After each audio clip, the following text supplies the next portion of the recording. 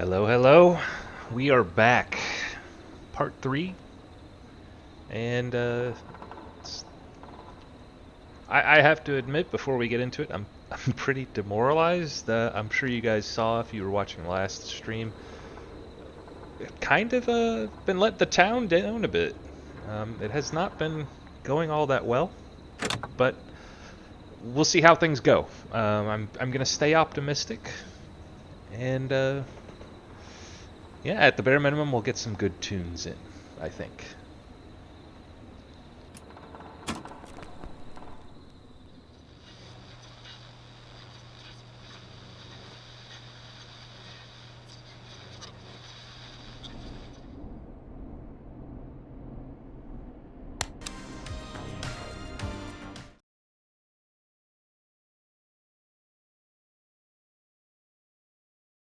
Hey, we had a call come in. Forrest Nash here. Listeners, we've got another caller live on 189.16, The Scream. What's on your mind, caller? Hey, Forrest. I just wanted to phone in and say that I think I speak for everyone when I say that you're providing a real service for Gallows Creek tonight. It's cool what you're doing, man.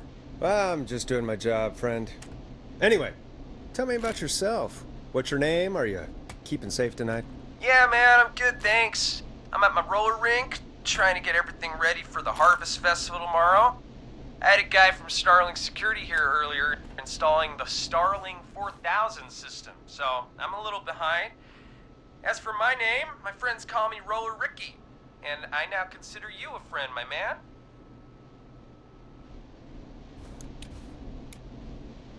We're friends now, huh? Well, that's kind of you to say. Thanks.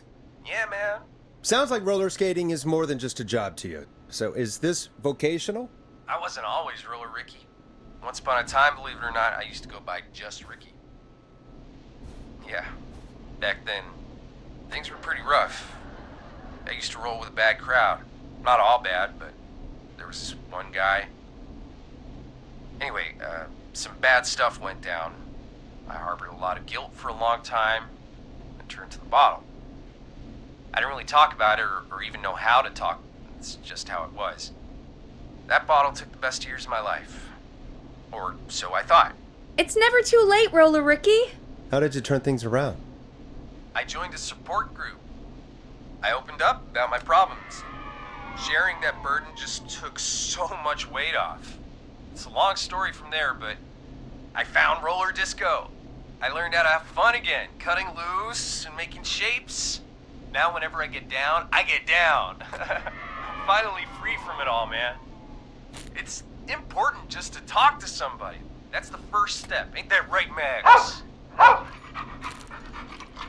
hello, Max. Yeah, welcome to the show, Max. Max is my emotional support dog. He's a rescue dog, but I always say he's the one that rescued me. He's the best dog a guy could ask for. Of course, the first thing I did was teach him how to skate. He's better than me now, a real pro. Max can skate. Yeah, man! At first they said it couldn't be done, and then they said it shouldn't be done. But Maxie loves the rink, man! Is that another train, Maxie? Maxie loves trains, man. He's even got that special how to greet them.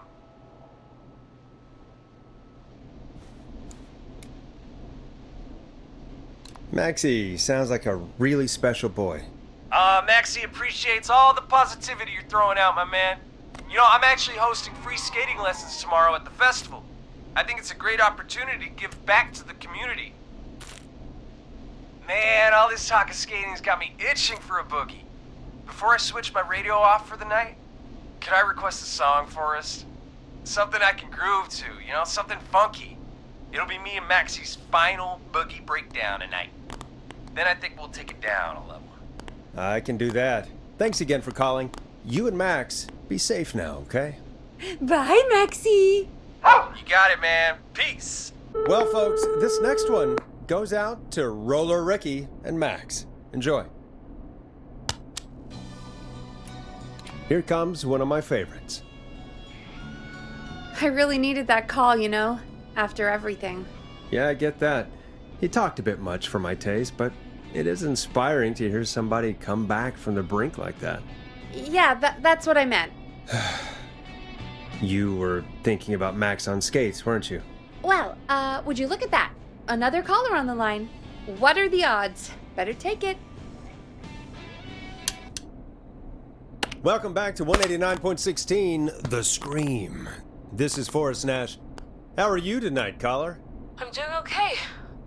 I made it home safe. Gary! Hey, I just wanted to thank you for doing what you could earlier. You know, even though not everybody made it, and, I don't know. Hey, it's okay. You were so brave earlier. You're safe now. I wanted to ask you why. Why he didn't... Why am I... Why what, Carrie? Why did he spare me? After what he did, why let me go?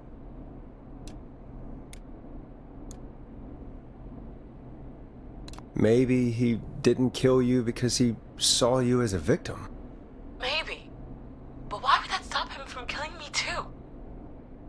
After everything he did to... These stupid hazing nights have to stop. Carrie, you did so well tonight. Stay safe and rest. Help is coming to Gallows Creek. We just need to hold on. Thanks, Peggy. Hey, Forrest? Could I request a song? Of course, Carrie. What song? Any song by Blast Processor. And thank you. This next one goes out to Carrie.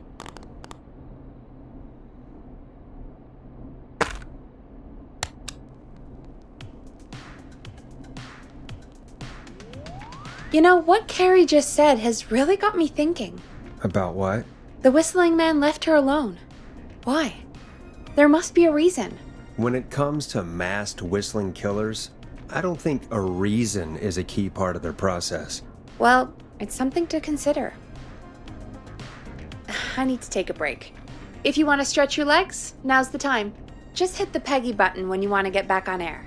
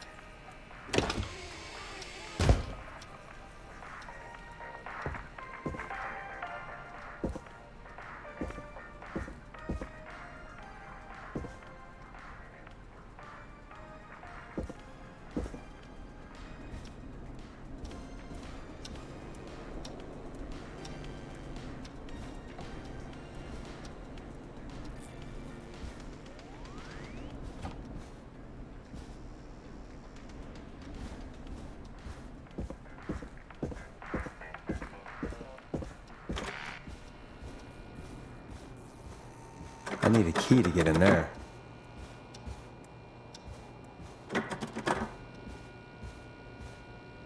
I'm not getting in there tonight.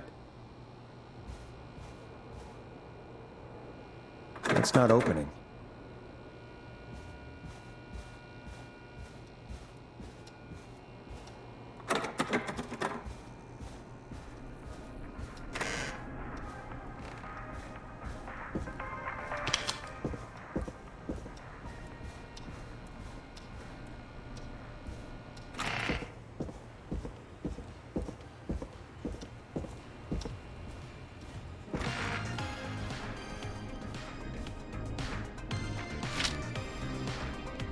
Let's get going, Peggy. Alrighty, we could run another segment or. Scratch that, Forrest. We have a caller. You're through to 189.16, The Scream. What's your emergency? Hello again, Forrest. Oh, that call with the teens was awful. Those poor kids. Still, I'm glad the girl didn't get hurt. Thanks for your concern. Are you in trouble? What's on your mind? I wanted to ask you again to play my song, Forrest. You said you were gonna play it, but you didn't. Your name was Dawn, right? What, Peggy? Yes. Oh, well remembered. My name is Dawn, and I wanted to ask you again to play my tune, Forrest. Long Ride Home? You know, the one that Peggy said she threw outside the window? You must really love that song. If you're calling up to ask for it when you know we don't have it. Well, I do love it. And I don't want to argue, but you do have it. It's just outside the window. There's a serial killer on the loose. I can't just go outside hunting for a record. I'm really sorry, Dawn, but we just can't get it right now. But wasn't the Whistling Man just at the old murder house? That's miles from the station. It won't take you a second to grab it. Don, I'm not sure if you've heard, but there's something unnatural about this freak. He's fast. I'm not risking it. Oh, but I think you will. Forrest?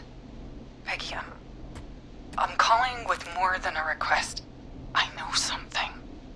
I think I know who's gonna be next. What? Are you serious? Play my song, Forrest, and you'll find out. Well, folks, here's some music for you while I think things over. It's David Scopo with Moonlight. Is she serious, Peggy? She's serious about hearing that song, that's for sure. Peggy, I mean, is she serious about... I don't know, Forrest, but we don't really have a choice, do we? If she's telling the truth. All right, I'll do it. You're a good man, Forrest. I'll slide you the key to the fire door. Wait. Our fire door has to be unlocked? Yeah, I never thought about it, but yeah. We should talk to Reggie about that later. Anyway, I'll hold the fort down while you're out. Maybe I'll even get a caller. That could be exciting. 189.16, The Scream. With me, Peggy.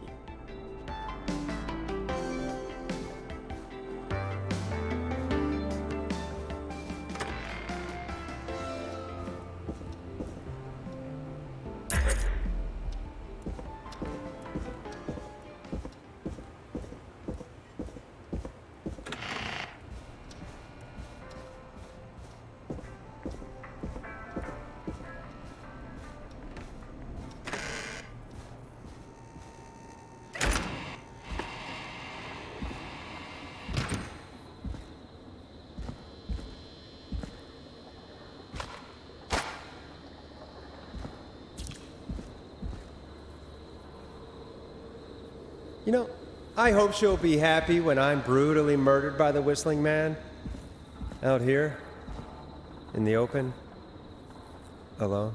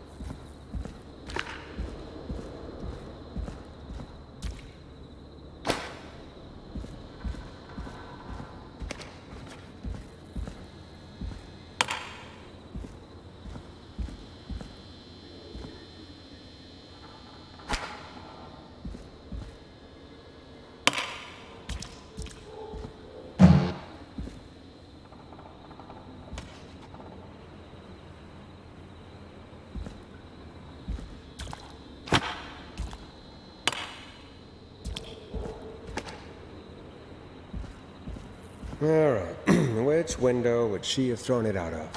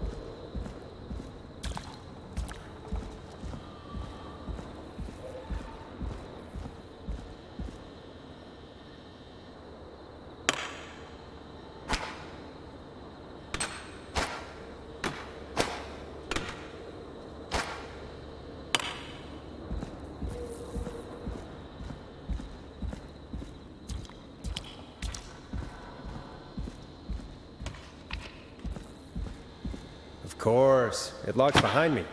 And of course the key doesn't work on this side. Fantastic. Maybe there's another way back in through the basement. A door, or elevator, or something.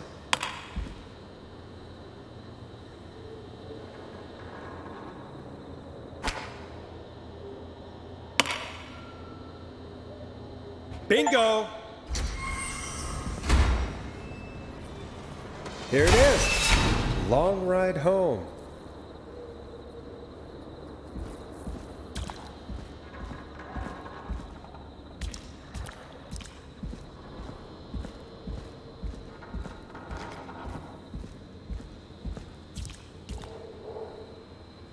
I could probably survive that fall.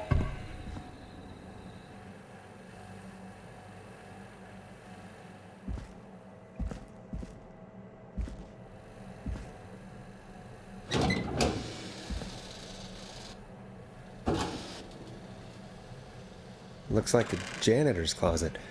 What did Peggy say his name was? Clive?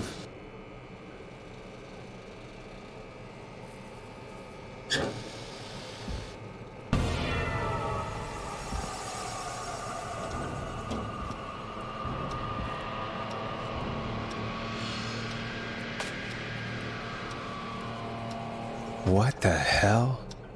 Peggy is not gonna believe this.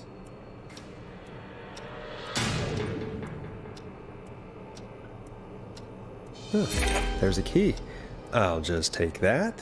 Might be important.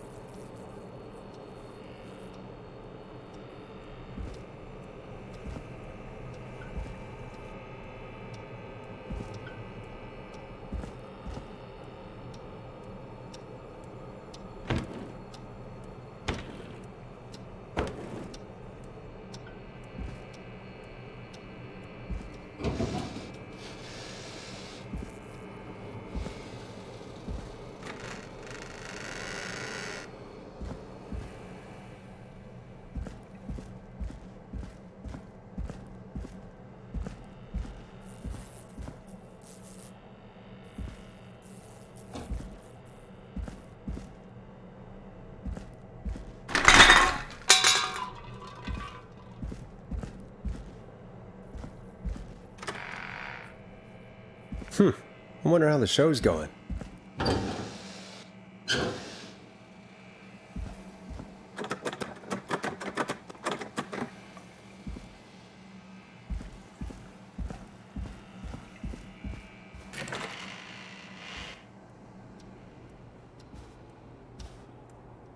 Needs a key.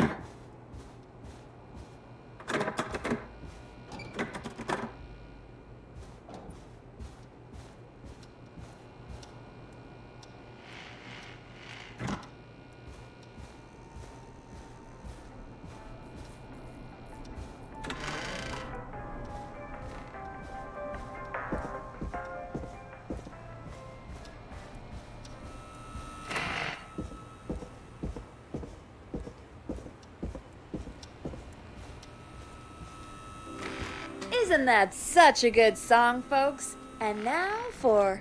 Jesus, Forrest, you've been gone for ages. I thought something had happened. Something did happen. Clive, the janitor, might be Clive, the murderer. What? I'll start from the beginning. The fire door locked behind me, so...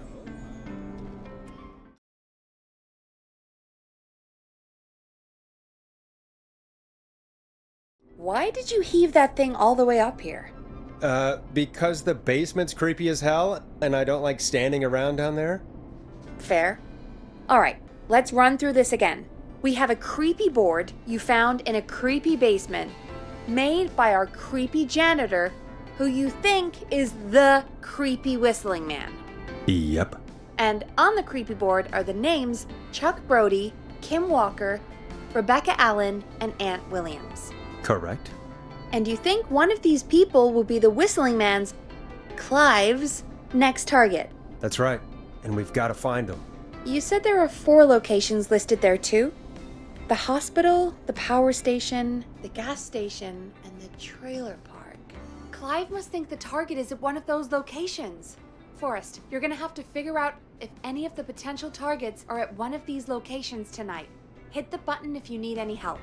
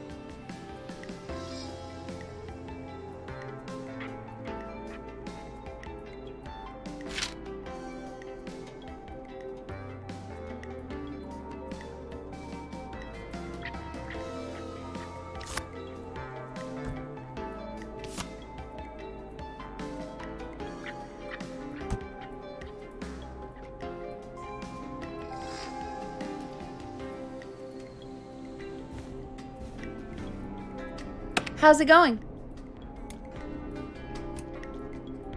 I'm ready, Peggy. Are you sure? We've only got one shot at this.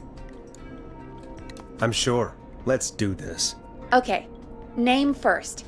Who do you think the target is? Chuck Brody. And where will I find them? The gas station. Okay, I'm dialing. One moment.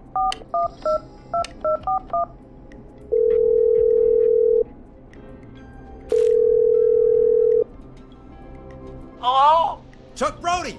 Listen, I know this sounds crazy, but we have reason to believe the Whistling Man is coming for you. You need to get yourself and everyone else out right now. The Whistling Man? Who the hell are you? Who is this? This is Forrest Nash. Listen, the Whistling Man's pack. We found a list with your name on it, and Oh God. It's today. The year I finally let myself forget. forget what? Forget. No, man. I gotta get out of here.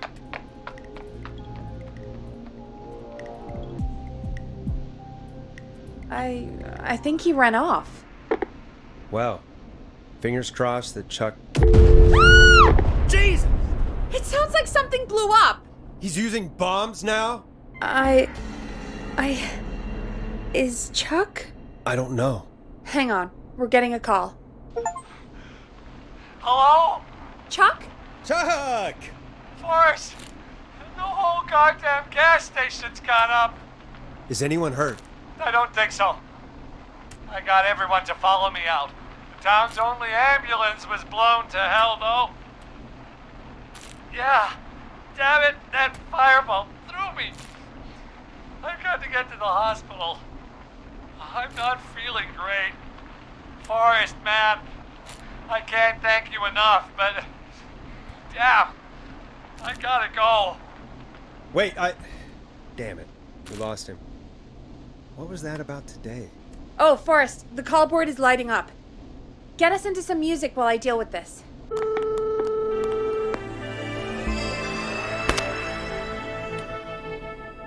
Careful with this next track, listeners. It's dynamite. Forrest!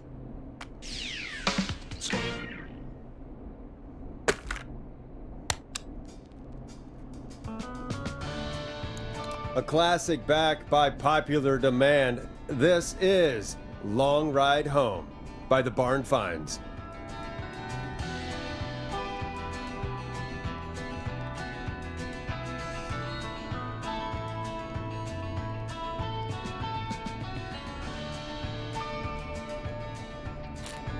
There's gotta be more in the basement to show us who Clive is targeting. And if that's the case, we can get ahead of him. Stop the killings before they can happen.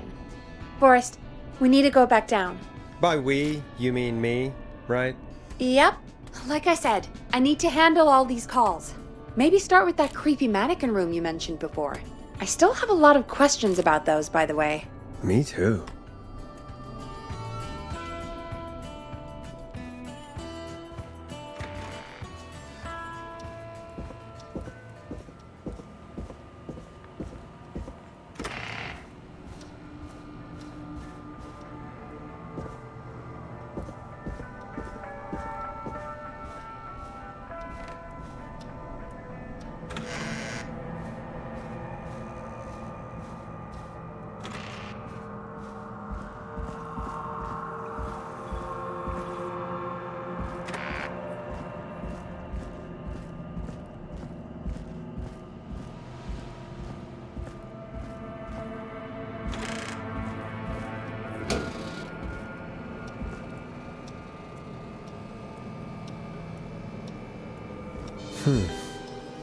The key?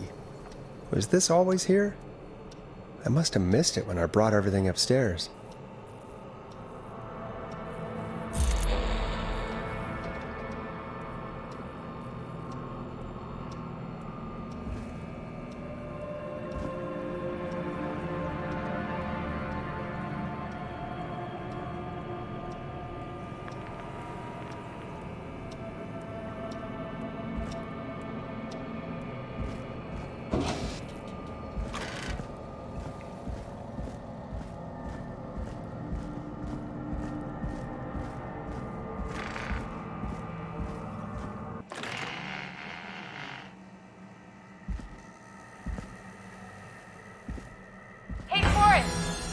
give me some warning before yelling down the intercom?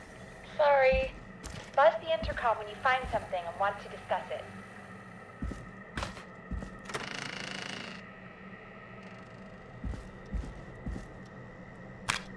Peggy, I've found a tape and a map down here. A map of what? Looks like it might be to somewhere in this storage area. Weird. Well, maybe the tape will give us more information. Give it a play.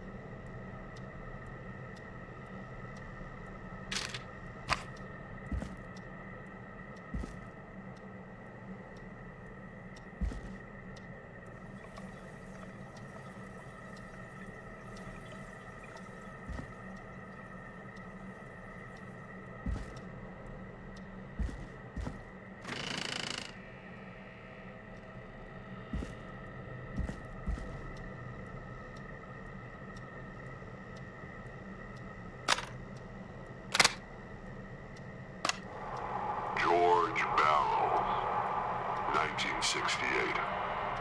That's when this all began for me. Follow the maps, find the tapes. I'll be waiting. Wait, George Barrow? We all heard that he drowned after a night out drinking.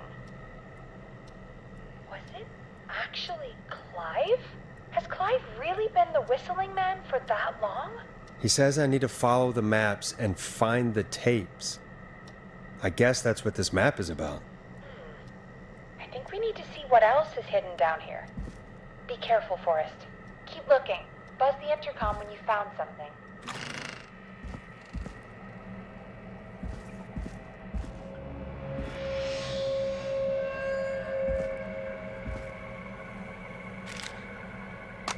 Time of autopsy is 7 a.m.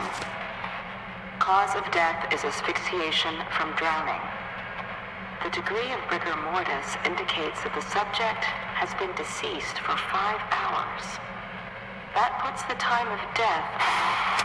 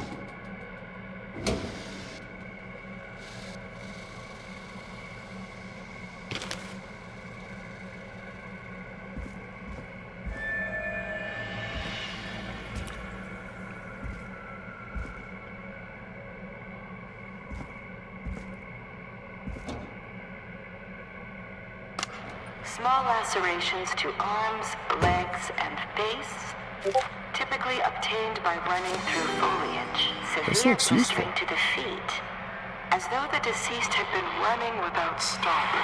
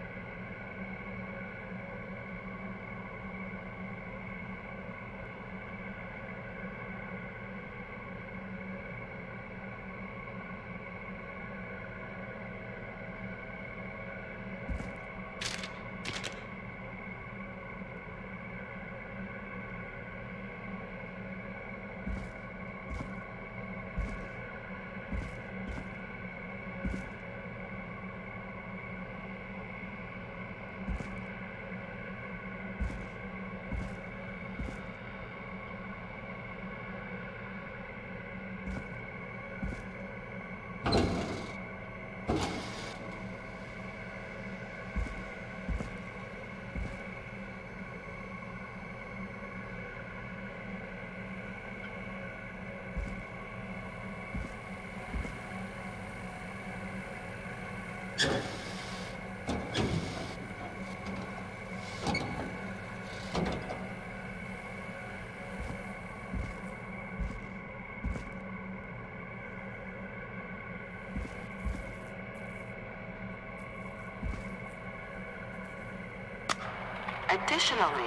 there appears to be a post-mortem injury to the arm. It looks like it was trapped in a car door.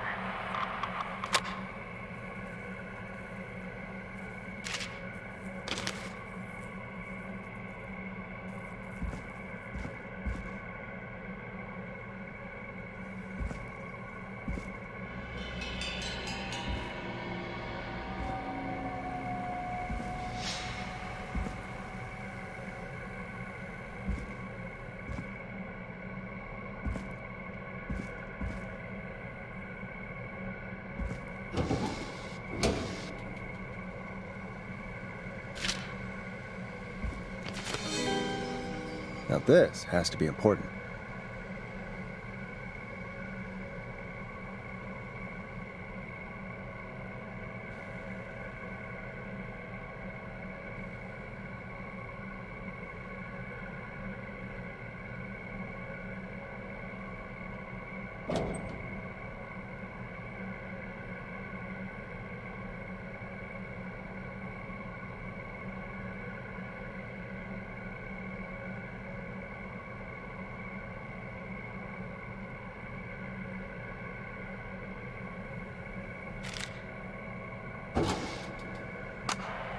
It is the coroner's opinion that the subject likely feared for his life and was chased, resulting in a fall from a height into a body of water, where he hit his head, was knocked out, and drowned. Following that, he was moved. Dr. Sullivan, we need to have a talk. Is that recording? Shut it off.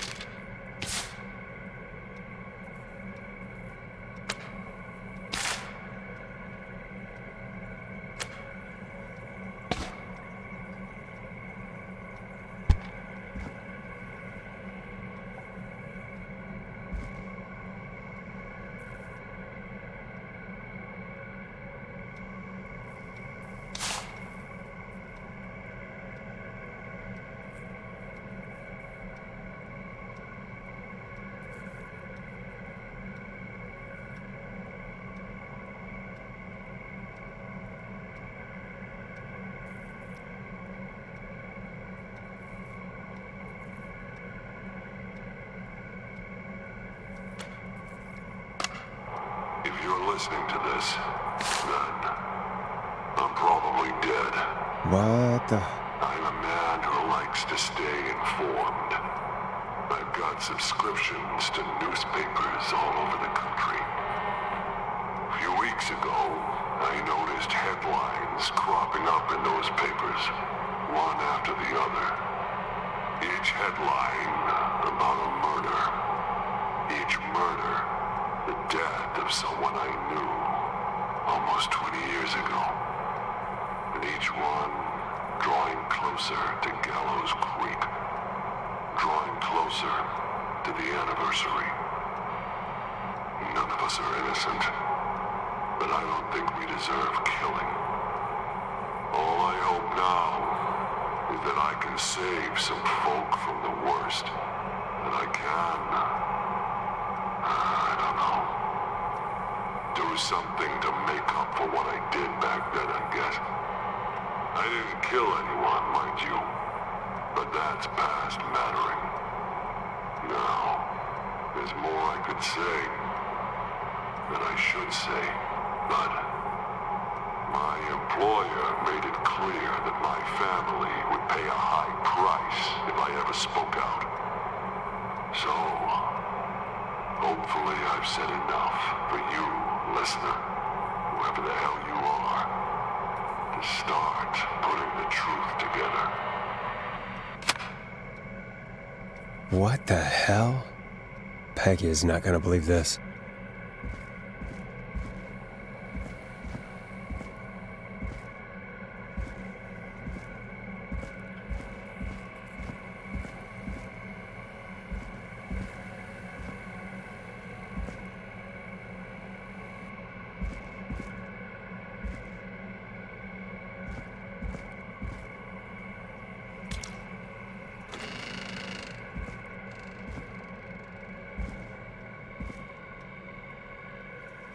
What have you found, Forrest? It's an autopsy tape. Doesn't say for who, but I think it must be for George. Poor George. He was so young. Something's bugging me, Peggy. What do you mean? I swear I recognize the voice of the woman talking on the tape. I just can't place it. Seriously? Do you think you've met her before? I don't know. I mean, I just got here recently. I don't know. Found another tape. It talks more about how George died. What did it say? It sounds like he was running for his life. Sprinting through trees and bushes, getting cut up all over. What would drive someone to do that? I'm not sure yet. I found a tape that introduces a new detail to the story. Post-mortem injury. Apparently, his arm got caught in a car door. A car door? Yeah, after he died. How do you suppose they can tell? How can they tell? I'm a radio producer, not a coroner. The written report I found doesn't mention it at all. How did his arm get trapped in a car door after he died? Unless he got it when the police collected his body, I guess someone else must have moved him after he was dead to where he was eventually found. But the report, what is going on here? I found a police report. Mentions a friend from earlier, Sandra Sharp. Sandra. The jazz runner? That's right. She found George's body washed up at the reservoir. The reservoir? Yeah? What's strange about that? George got cuts from running through foliage, right? But there's no forest around there. Also, how did it wash up at the reservoir? What do you mean? Reservoirs don't have tides. But that's what the police report said. It's not possible, though. I did a school project on reservoirs and got an A. But, yeah, not important right now. The important thing is that it doesn't make sense. What are you suggesting then? That the body was originally found somewhere other than what the report suggests?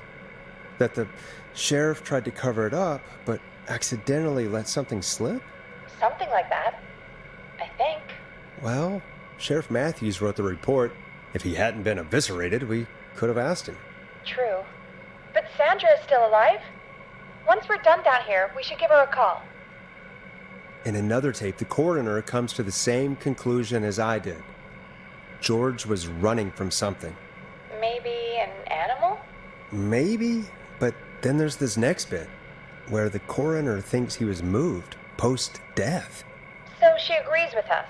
At the end of the tape, someone burst in and demanded the doctor, Dr. Sullivan, to stop recording. Dr. Sullivan. Wait, Virginia Sullivan? She was her caller from earlier. Well, then our caller was involved in a conspiracy around this boy's death. If only she had made it. Then we might have learned more about what's going on. It's okay. We did what we could. The takeout idea was a long shot as it was. I found a written autopsy report. What does it say? According to that, it's just like you said at the start. George drowned after getting drunk. Said he liked to fight, too. The drinking and drowning matches with what I heard, but... There's also a note scrawled onto the report. I'm sorry I made you do this, Virginia. If it was on the autopsy report, then Virginia must be our coroner. Wait, the caller from earlier, when we had to call the takeout restaurants, wasn't her name Virginia? I think I found Clive's last recording. I think Clive might be gone. Gone? I found a confession. Not for any killings, but for playing a part in covering up George's death. He left this behind in case he died. He hoped someone would find it. Do you think the Whistling Man already got him? Possibly. We've had a lot of callers tonight, but maybe not every victim made it to the phone, you know? We don't know how many there really are. Christ, Forrest, that's dark. I know, but Clive said he had read about other murders in other towns, and that the murders were all folks who knew about the incident. And the killings were getting closer to Gallows Creek. He said he wanted to do something good for once. The board in his office. He wasn't tracking people down to kill them. He was tracking them down to save them. Ugh, why didn't he just come out with all of this? He said his employer threatened his family if he spoke out about any of it. His employer? The one who orchestrated the cover-up? Oh, Clive. I'm sorry for thinking you'd killed all those people. Do you think you found everything, Forrest? I think there's gotta be more down here. I need to find all the tapes. You think so? How much did Clive hide down there? Well, if there are more tapes, then there must be more maps to follow, right? That seems to be the case. All right then. Buzz the intercom when you find something and want to discuss it.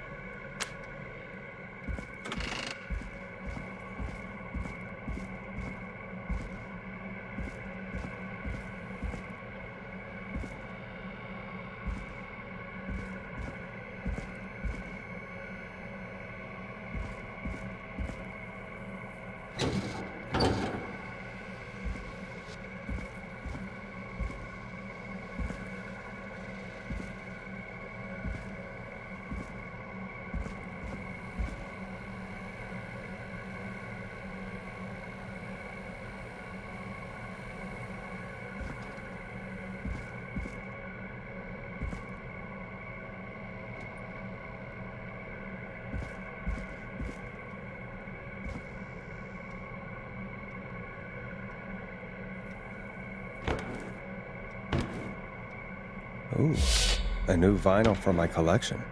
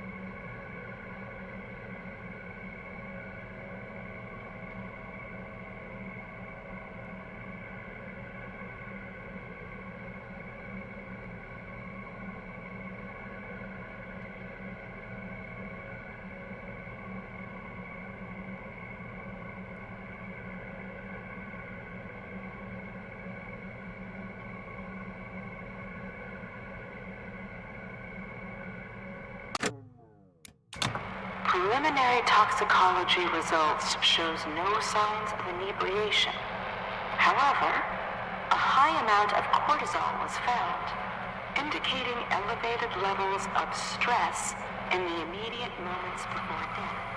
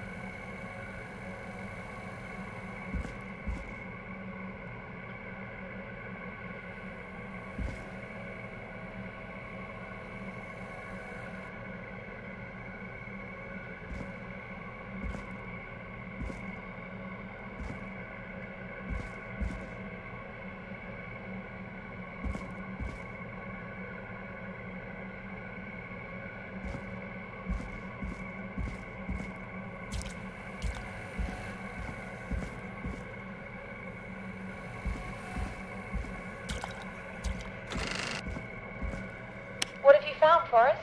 There's also a tape about a toxicology report. There were no signs of drinking or that he was on anything. What? But everyone said he went swimming drunk and drowned. It was in the newspaper and everything. Right? But we already know the official written report was a lie. We do. Why would the official report lie about how he died? The report lied because someone wanted a closed case. Because they didn't want anyone to look into his death. Do you think you found everything? I think so.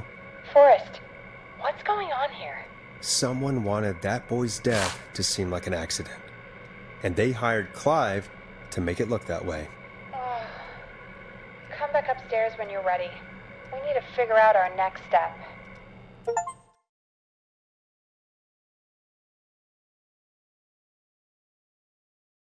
Thank God you're back, Forrest. I've been running out of stuff to pad our airtime with. Peggy, you work in radio. Forrest, I'm stressed. I mean, really. How are we supposed to keep a show going with all this happening? Beats me. But we gotta do it and we're going to. You're right. So, what's the plan now? Well, we know Sandra was involved in George's death. Do you want to call her? I do. Alright, but before we go asking questions, I think we should know what we want to ask. Is that fair? Yeah, we need to ask her about finding the body. She was the one who discovered it, but something just doesn't add up. 100%. She knows more than she's saying. I wonder what she's hiding. We'll hopefully find out soon. Anyway, just be careful when you're talking to her. Don't push too hard. We don't want her to hang up. I'll be careful. Alright, calling her now. Hopefully she's at her jazz studio.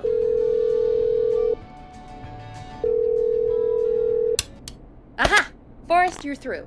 Hello, this is Sandra at Jazz Pizzazz Jazz Studio. Who is this? Hello again, Sandra! It's Forrest Nash of 189.16, The Scream. And you're live on air. Oh, I always thought folks called into a radio show, not the other way around. How jazzy. What can I do for you? Well, we're trying to understand what's behind the attacks tonight. We had a few questions. Why, Forrest, of course. Heck, after the way you saved my life, I'd say yes to just about anything you asked.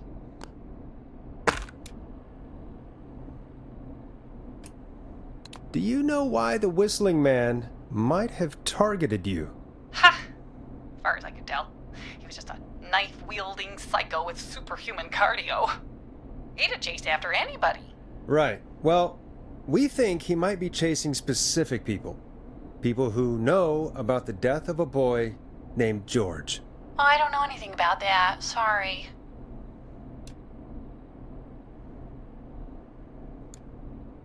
Sandra, we know you found George's body. We have the police report. I don't know what you mean. It's okay, Sandra. We know. You do? You know about? Yes. Of course. This studio is my life. After I found the body in the river, I couldn't lose my studio. Do you understand?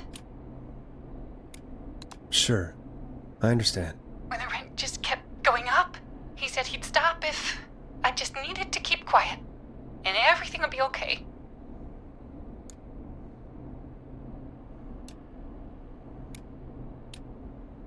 Of course. We understand. I mean, it's not like I killed him. What was the harm in saying I found him in the reservoir instead of the river? Right? Right? I'm sorry. I can't do this. And she's gone. I don't think that could have gone any better. You truly did great, Forrest. Well, folks, if anyone out there has any thoughts on what's going on tonight, please call in. That's good timing. We've got a call waiting just this second. Welcome to 189.16 The Scream, with me, your host, Forrest Nash. Hi, Forrest. I know this is really out of the blue with everything happening tonight. But I wondered if you could send a special birthday message to my uncle. You know what? I'd welcome a change of pace. I'd be glad to. Thank you, Forrest. He's my Uncle Ronnie. His first name's Peter, but he never liked his name. But since he always had salt and pepper hair, even as a kid, can you believe it? Folks always called him Pepper. Thanks for the history lesson. Is there anything besides happy birthday you would like to say to Mr. Pepper? Oh my god damn it! Yes! Tell him he can get the best birthday deals and party packages here at Putney's Pizza, starting at just... You son of a bitch! Stop calling us! Sorry, Forrest. Let's just move on. We've already got another caller on the line. This is 189.16, The Scream. I'm Forrest Nash. You're on the air, caller.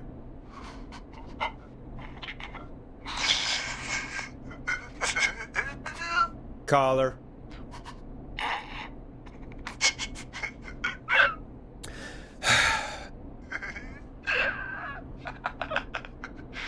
Ponty. Ponty's Pizza always delivers! Come rain or sleet or whistling man, we'll be there!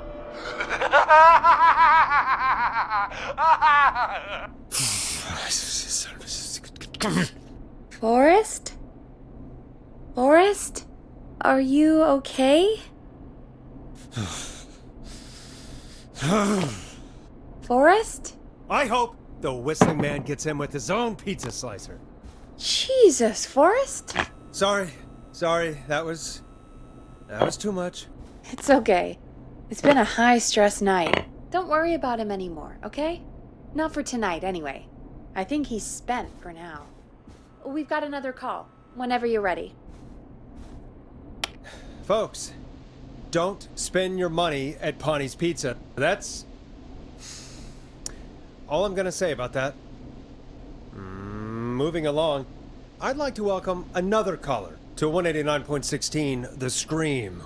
With me, Forrest Nash. Who may I say is calling? Well, hello again, Forrest. Don. Don? We played your song, Long Ride Home. Did you hear it? Can you tell us? Never mind that now. First, I'm calling because I need your help.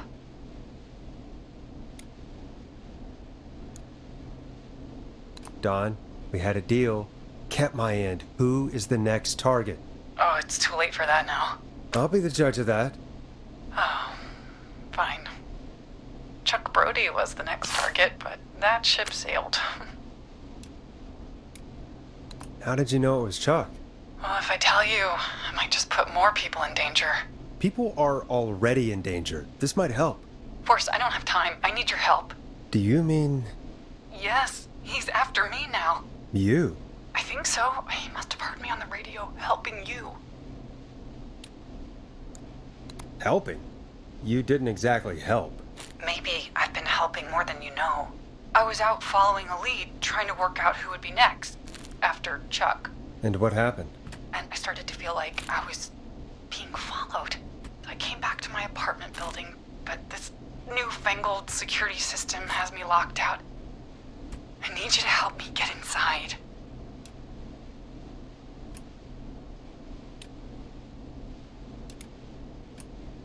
Can you go somewhere else? Well, home is the safest place I can be. Please, the front gate requires an entry code to open. I need that code to get inside. Which apartment block do you live in? Maybe one of our listeners lives there too. It's the new Woodside apartment building between the town hall and the trailer park, but I doubt any of your listeners live there. I don't have many neighbors. Sounds like a prime piece of real estate. Woodside Apartments. Coming soon, No pets? Not open until... What? The sound really carries at night. Shit.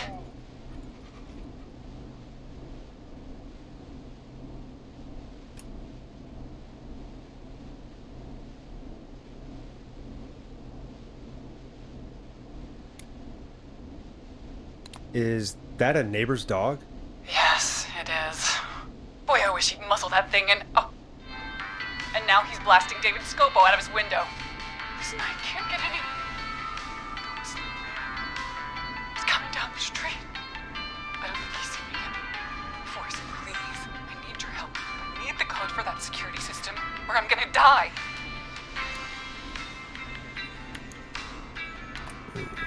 What's your neighbor's name?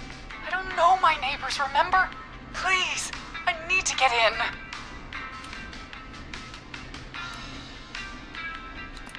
What's the name of the security system?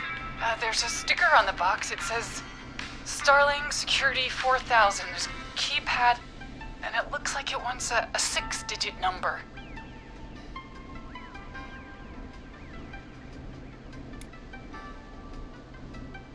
Starling Security 4000, huh? That's right. Very newly installed. I need the key code before the Whistling Man gets me. Yeah, of course. Don't worry, Don. Thank you, Forrest. I knew I could count on you. I'll sit out of sight. Call me back soon. All right, folks. Here's a little tune for you all to enjoy while I try to break Dawn into her apartment.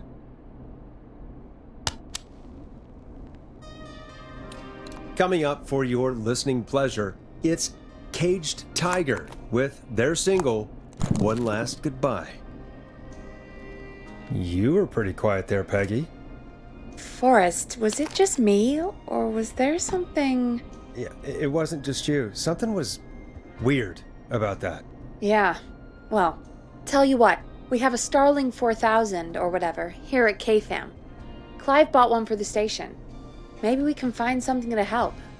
Well, I'm not sure who, but to help someone.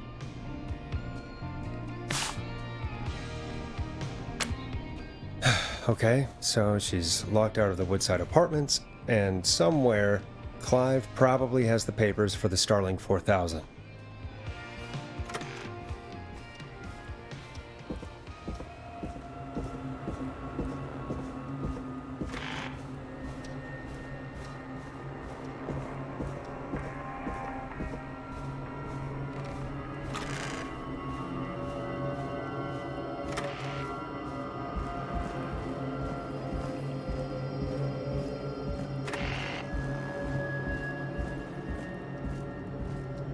Order delivery form.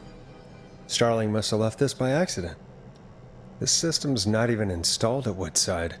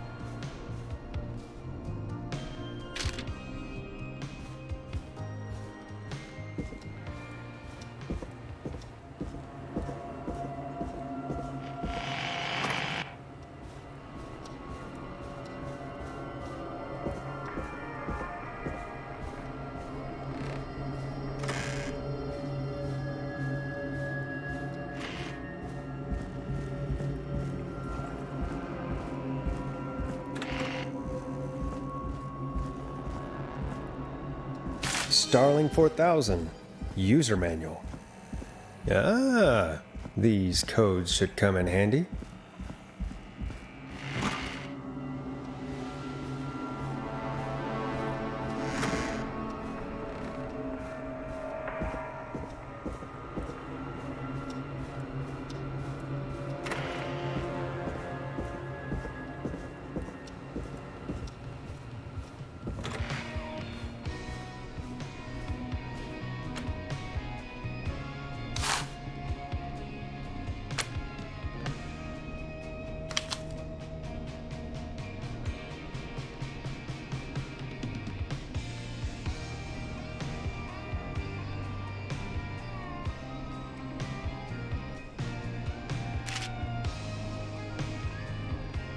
Welcome back, Forrest. Find anything? The Starling 4000 security manual. It's got a bunch of codes. Good. And did you find anything else? I found a flyer for the apartments. They're not open for move-in till next month. No pets, and they're located pretty far from the trains. Ah, So Dawn probably isn't trying to get into Woodside, is she? Nope. You remember who else has a Starlink 4000 installed, though? Oh my god. Roller Ricky! Do you think we should give him a call? Is that crazy? I don't know what you'd say, but... That might be a good idea. Okay, one moment. I got the number here. Patching you through.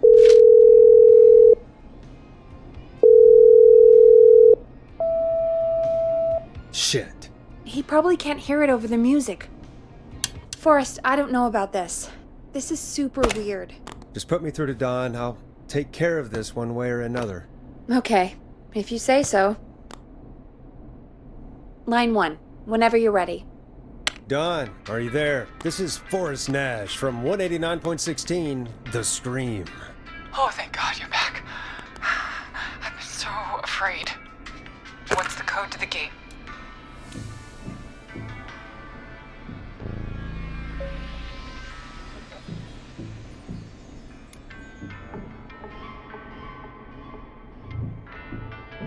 The code is 191519. Thank you, Forrest.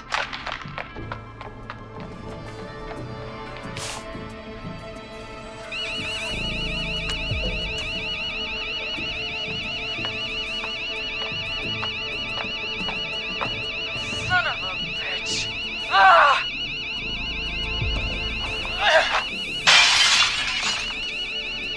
Is she?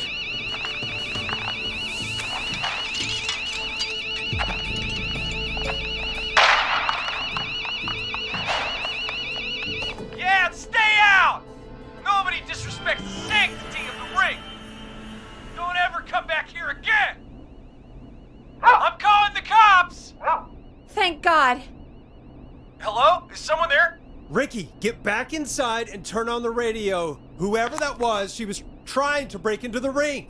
She? Forrest, man, you got no idea. That was him! That was the Whistling Man! The alarm gave me just enough time to get my rifle.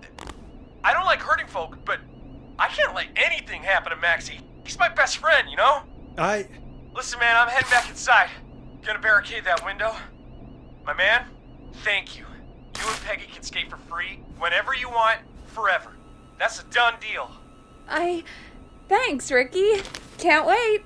You got it. Talk to you soon. Okay, Gallows Creek, here's some music while we process what just happened. So, the Whistling Man is a woman?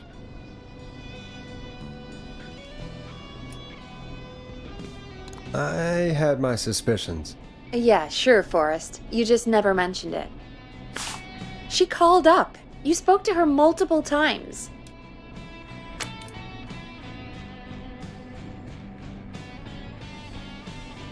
I knew she wasn't right. Is that right, Sherlock? Why do you think she requested that song?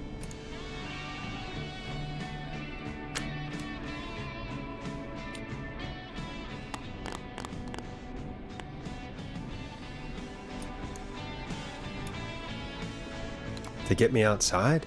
Maybe, but how? She didn't know the song was outside to start with. That's right. She never actually attacked me out there. So? What now? I guess I should make an announcement. We do have new info. Okay, kill the music and you can make the announcement. Okay, you're live in 3, 2... Hey folks, this is Forrest Nash here. I hope you're all safely locked inside. For those of you listening to that last call, you might be wondering what to make of it all. Here's our take. We now believe the killer is actually a woman, one who might manipulate you into letting her in before she attacks you.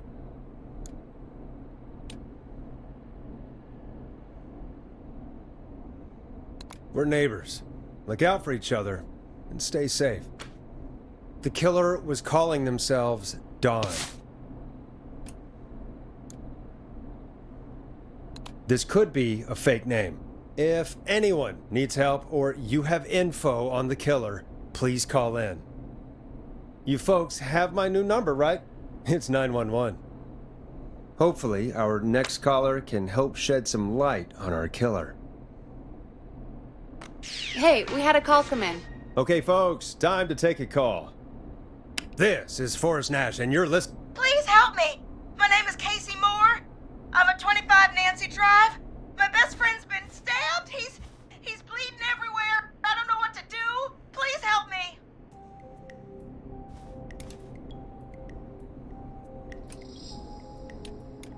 Is he still breathing? Yeah, but he's bleeding out fast. I really need help. Please. Take a breath. We'd been out at the reservoir. We were heading back to his place when we heard this whistling all of a sudden. He just started freaking out. He screamed at me, told me to hide. I'd never seen him like that, and I just panicked and ran and hid in a bush.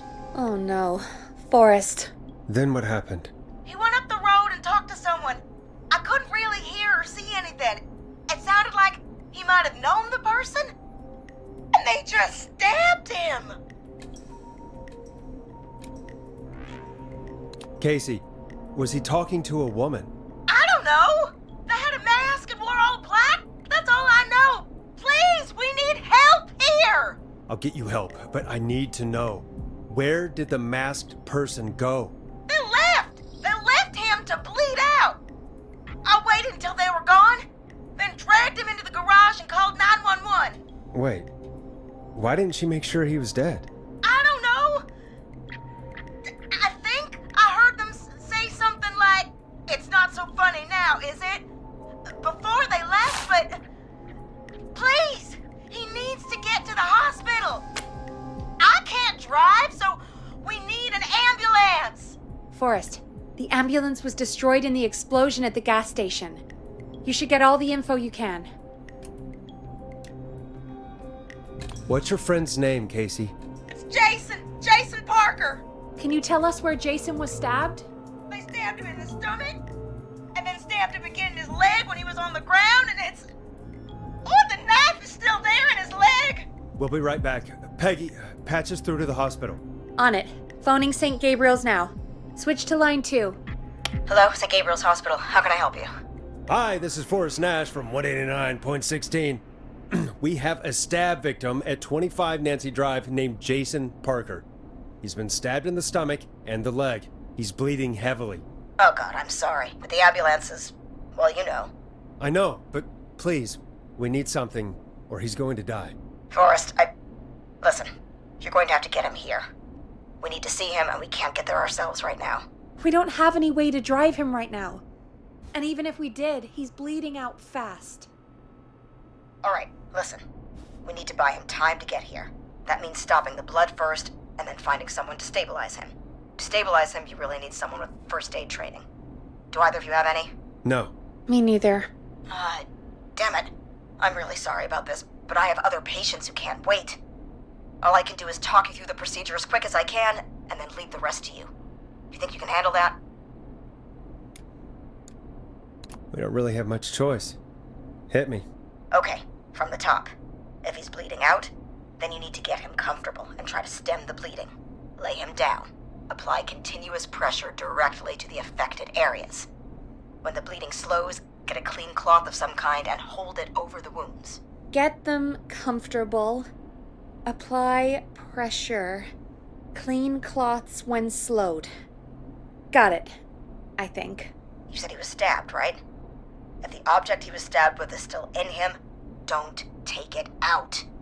It's stopping the worst of the bleeding right now. If anything, you should secure it so it stays where it is. I wouldn't have thought of that. It makes sense, though. God, that was a lot of info. But I think we can handle this.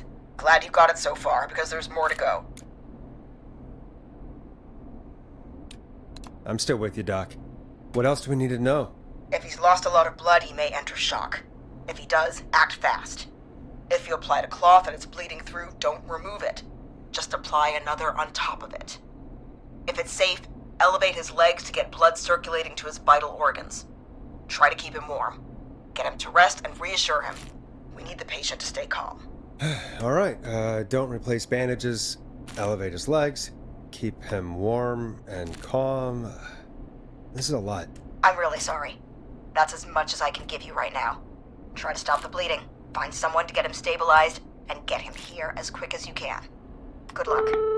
All right, Forrest. Casey's still on line 1. Hello? Hello? Forrest, are you there?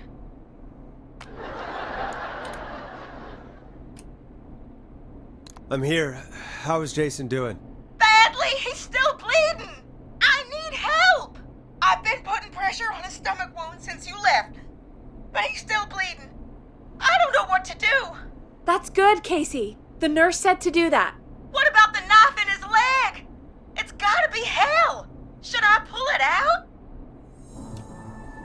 No, don't touch the knife. The bleeding will get worse if you pull it out. Are you sure? I'm sorry. I'm gonna stop making suggestions. No, don't worry, Casey. We're a team here. We're all going to get Jason through this. Casey, is his leg wound bleeding right now?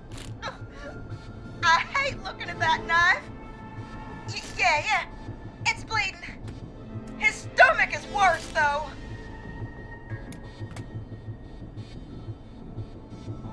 I think we need to secure the knife so it doesn't move around.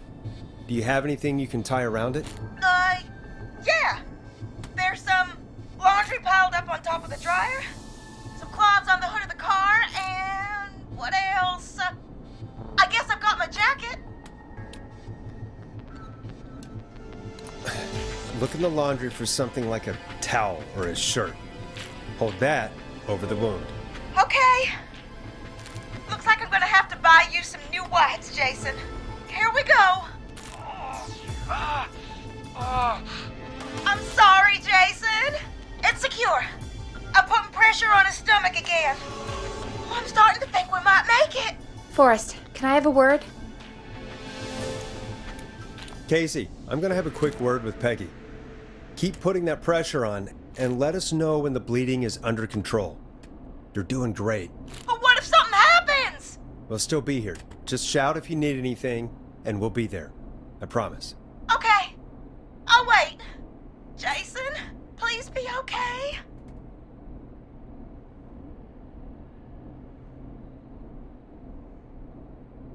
What's up, Peggy? We can't stay on the line with her all night. Dawn is still out there. What if other people need us? You're right.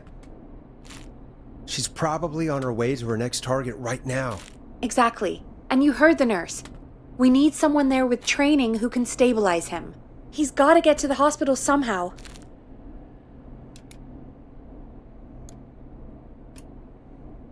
Could somebody nearby help them? Maybe drive them to the hospital? You know, that's exactly what I was wondering. Do you have anybody in mind? I might. A little before you started working here, KFAM did a mandatory first aid training course. Me and Karen missed it because we were away on a producer getaway. You skipped it, didn't you? Never mind. So, how does KFAM's first aid course help us? Casey said they're at 25 Nancy Drive, right? Yeah? Why? They put up a bunch of cheap houses around there about 10 years ago. So a bunch of people here at the station live around there. Do you think any of them could help Casey and Jason? Probably, but I don't know who lives there. And since I missed the training day, I don't know who knows first aid. Could you call them and ask? I don't know everybody's numbers. I've only ever called Karen. Everybody's personnel info is probably in Reggie's office. Got it. I'll look through their files in Reggie's office. It's a life or death situation. I'm sure they won't mind. Right. But there are a couple of problems with that. It's sensitive information, so Reggie probably locked it in his safe. Great. Do you have any idea what the combo for the safe could be? Not a clue. Reggie's a serial note taker, though. Maybe something in his office will give it away. Right. There is something else. I'm not gonna like this, am I? Have you ever heard, "The future is floppy"? Peggy, what the hell are you talking about? I'm talking about floppy disks. Floppy disks are like these futuristic things that have information on them. You put them in a computer and they do something. Peggy, I know what a floppy disk is. Anyway, Reggie decided that the future is floppy and started phasing out our physical records and replacing them with these floppy disks. I imagine it's the same for our personnel files. That's good to know. Since we haven't heard anything from Casey, I'm guessing Jason's okay for now. I'll check out Reggie's office and see what I can find. You'll need a key for that.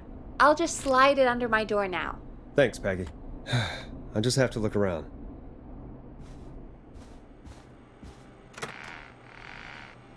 Good.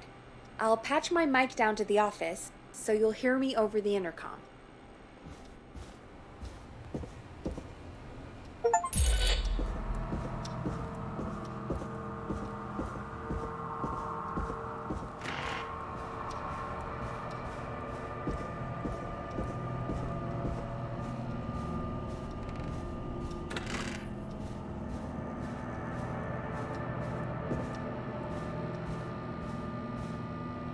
Locked tight.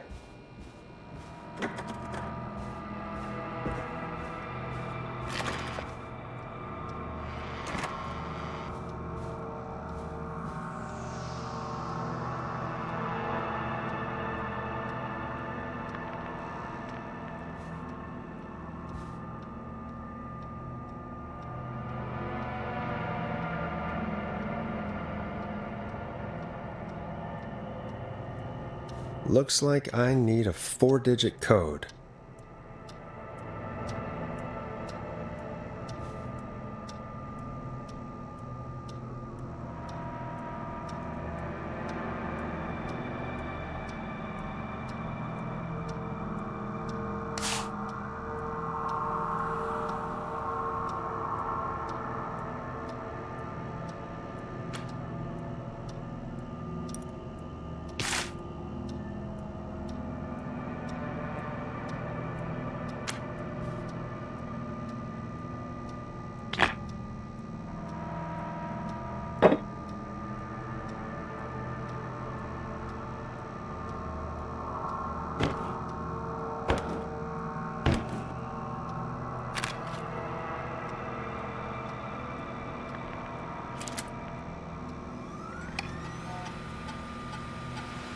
Could this be it?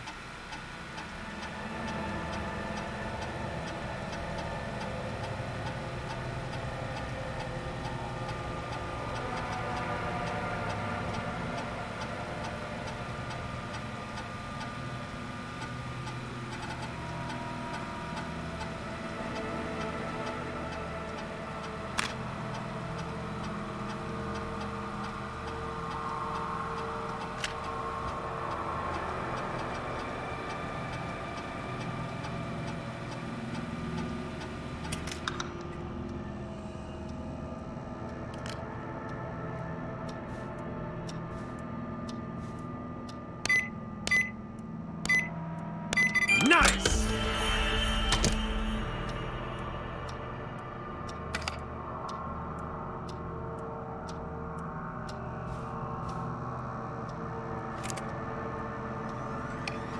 Get a load of this, Peggy. Apparently, I'm a lone wolf type. Forrest, what are you doing? We don't have time for this. We have a man literally dying on the line, and we're more interested in you. You're right, I'm sorry. I need to focus on possible candidates. I can read the rest of this later.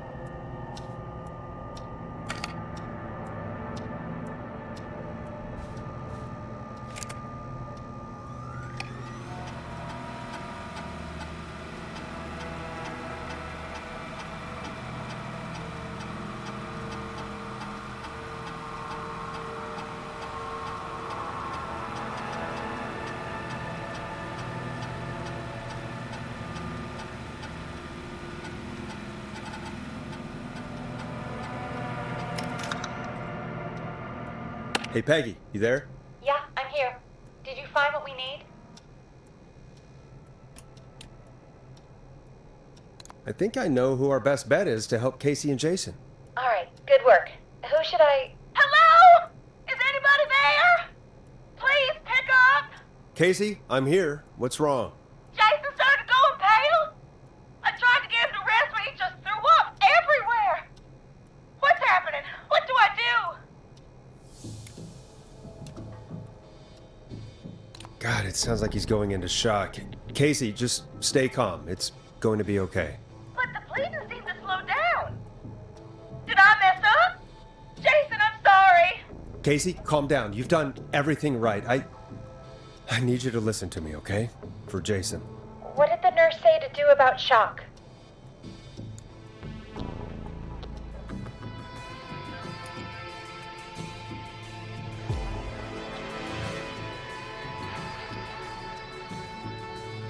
Casey, I need you to elevate Jason's legs. We need to get the blood flowing to his vital organs. Got it. Jason, stay with me. I'm just gonna move you. This might hurt. Okay. I propped his legs up on some boxes. I'm looking at my notes. We need to get Jason as warm and comfortable as possible. Do you have anything you could use nearby, Casey? Yeah. I still have some laundry next to me. I'll wrap him in some blankets. Just give me a second. Sorry. Jason's bleeding through his bandages. Should I get him new ones? Or... Oh, God. Don't remove the bandage. Apply another one on top of it. Do you still have something you can use? I've used the rest of the laundry to keep him warm, so... I'll use my jacket. I can always get a new one. I'll fix his bandage and get him warm. Hold on, please.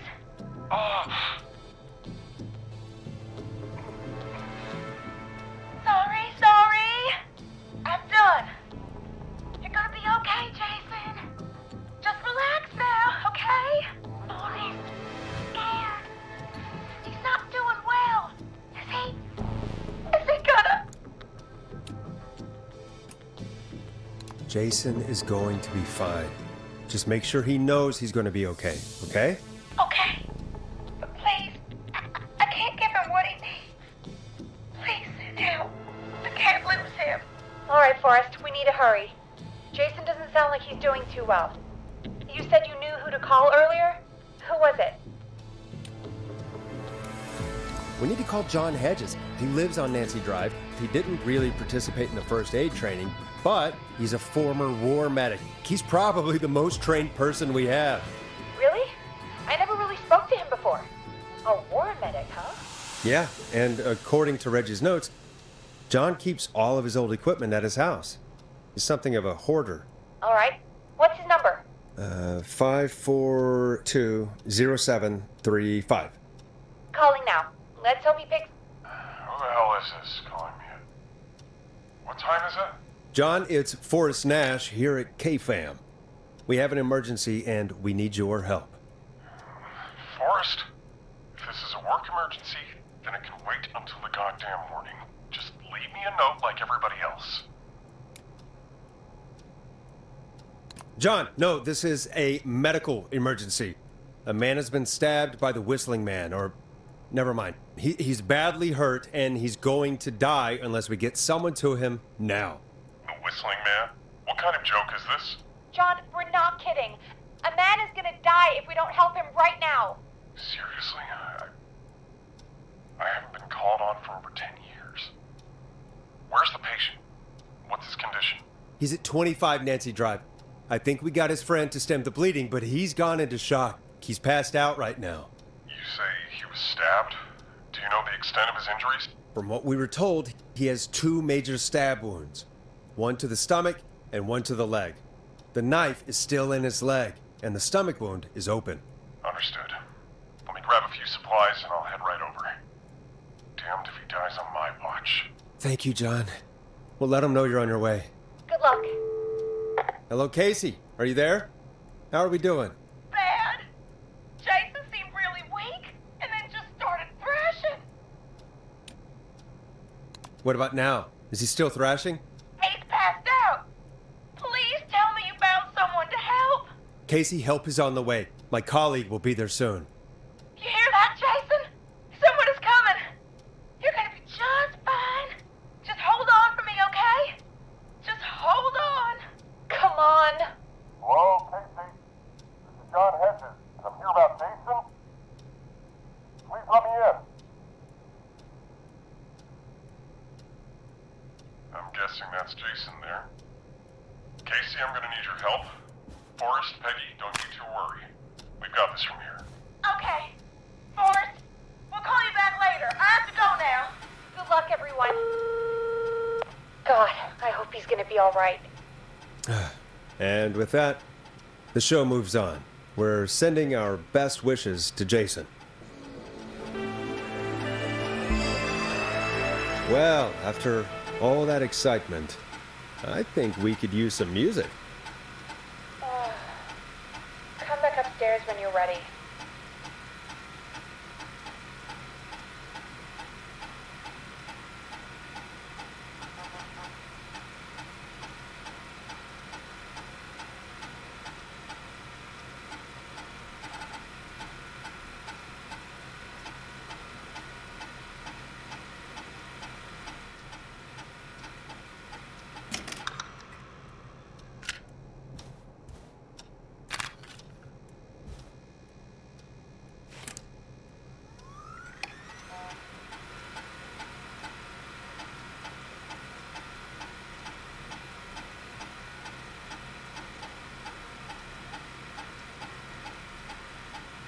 Play a record for us.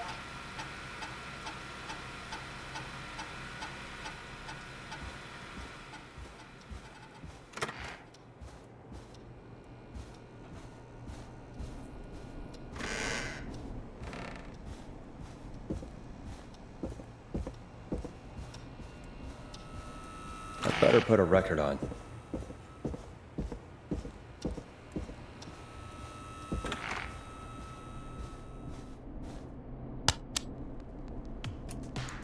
You'll like this next song. It's getting pretty late. This might be your last break for the night, so try to enjoy it. Give me a buzz when you want to go back on air.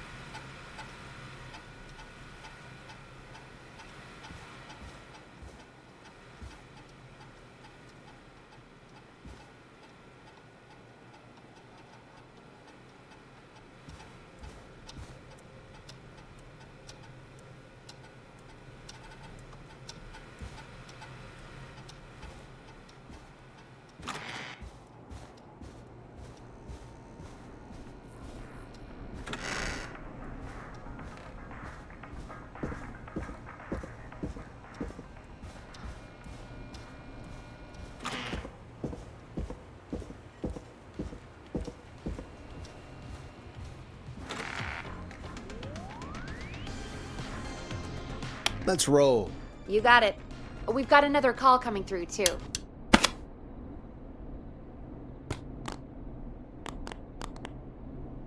Welcome back to 189.16, The Scream. I believe we have another caller on the line. How are you tonight, caller? Forrest, it's me, Roller Ricky. Oh, and Maxie's here too. Good to hear from you again. How are you both doing? Oh, we're good, man, thanks to you. You're like our guardian angel. That wouldn't be a bad look for you, Forrest. A little White Wing Halo number? Maybe something for the K-Fam Halloween party. All right, everyone, let's calm down. Ricky, I'm just glad we could help you and Maxie. Is there anything else we can help you with, Ricky? Actually, I think I have some info that might help you. Oh? What's that? You see, man, me and Jason know each other. You know each other? Yeah, we went to Gallows High and played on the football team together. He was a gnarly offensive linesman, and I was our star wide receiver. Runner Ricky, they called me. All right, and what does that have to do with tonight? Well, because George, the guy who drowned, he was on our team too.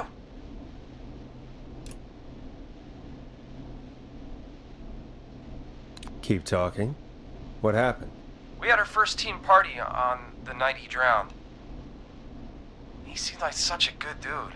Ricky, were you there when George drowned? No, man. Once the party turned, I beat feet out of there. Man, I remember George and his girl there. There was a whole lot of love, man. I could see it, you know? Ricky, please. What was her name? I never got her name, man. He just called her Bean. I didn't really know her before or see her after that. Then what did she look like? Please, tell us anything you remember. I just remember a pretty girl, man.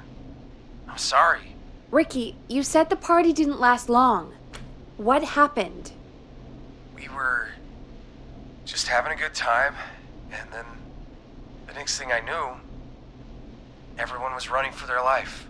I looked up and saw that goddamn whistling man in the trees. And I never ran so fast in my life. I ran straight home. Didn't know about George until next morning at school. I'm guessing it was whistling night, wasn't it? That the whistling man was just another kid. Yeah. I don't know how George died, but I always felt like if anyone deserved to die that night, it should have been me. And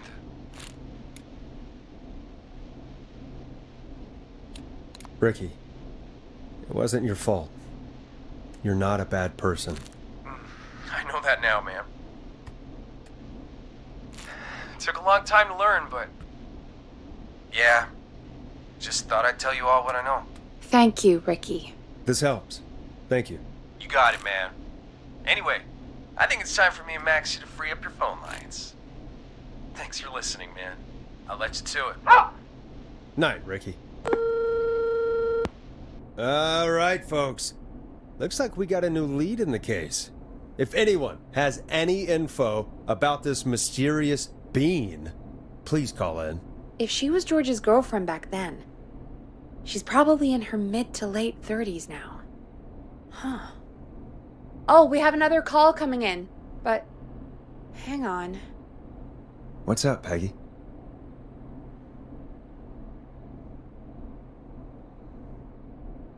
Peggy? You're gonna want to take this call off the air.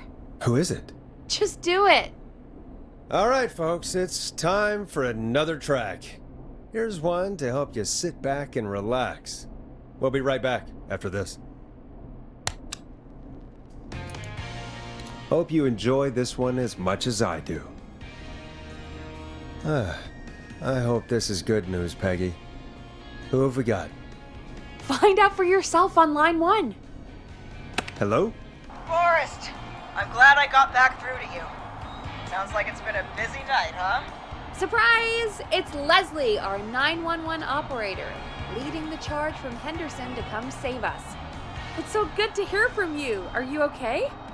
We're doing okay. Sarah and I are both happy to be headed back home. We're happy to have you too. Wait, Sarah? Oh, yeah, I mean Deputy Martinez. Anyway, we got back into radio range a little while ago. We've been listening in, but haven't been able to get through until now. Ever since you found Sheriff Matthews, it's only gotten worse. It's been a long night. Well, it shouldn't be too much longer now. I'm glad I got through to you. I wanted to let you all know what's going on. I made it to Henderson. Turns out somebody had cut the phone lines, and they had no idea what was happening. After I told them, well, Their sheriff sent a goddamn squad back with me to stop this. That's great news! That's crazy about the phone lines, though. Do you think the Whistling Man cut them? I'm guessing so. I don't know how the Whistling Man did it. But that doesn't matter right now. Listen, we're coming in hot, but we need your help. I know Gallows Creek isn't a big town, but if we don't know where the Whistling Man is, we can't get him. Her. That's where you come in.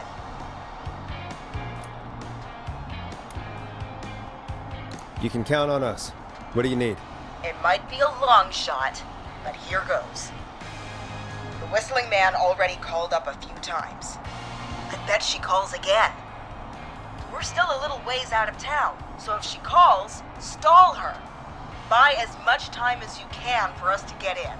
And while you're talking to her, try to figure out where she is. We'll be listening in, so once her location is known, we'll head straight there and end this nightmare. I'll do my best. I know you will. Heck, I can see the headlines now. Morris Nash's interview of a lifetime. Anyway, I'll radio the other cars and tell them the plan is a go. Hopefully the next time I see you, it'll be with our killer behind bars. Take care now. We'll see you soon, Leslie. Oh, thank God. It sounds like this is almost over. We're nearly through this.